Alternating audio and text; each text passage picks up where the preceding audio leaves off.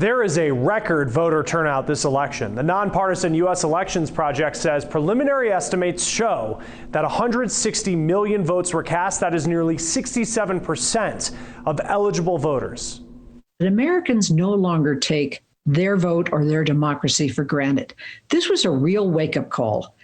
This election. People now don't say in a cynical way, oh, all politicians are alike.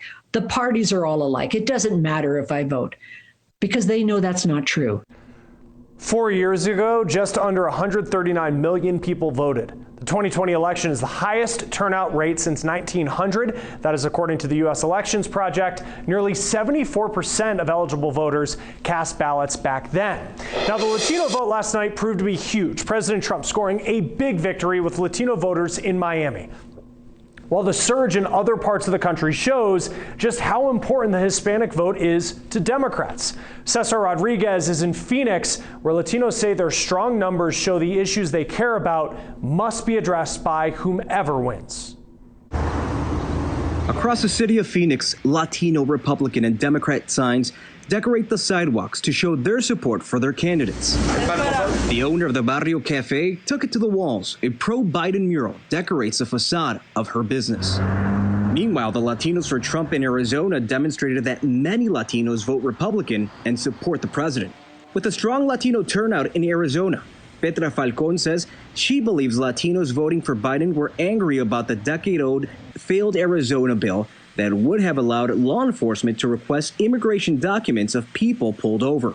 10 years ago, SB 1070 just created a movement in this state that involved many more people, lots of young people, and those young people, a lot of young people were dreamers, and they're now citizens, and they're voting, and we have new citizens. The swing state of Texas ultimately went to President Trump. There are 5.6 million Latino eligible voters, according to the Pew Research Center.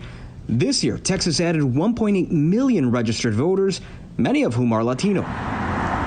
It was a knockout victory in the state of Florida for President Donald Trump, who walked away with a resounding support by a diverse group of Latinos, in its majority Cuban Americans in counties like Miami-Dade.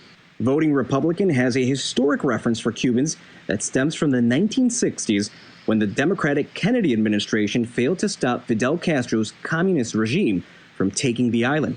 Eloy Cepero backed Trump. Oh my God, this is the man. I think it was a blessing that this guy came along, because the country was falling apart. And the top concerns for Latinos, jobs and the economy. According to experts, with the growing number of Latinos across the country, the next president of the United States will have to tackle these concerns. In Phoenix, I'm Cesar Rodriguez.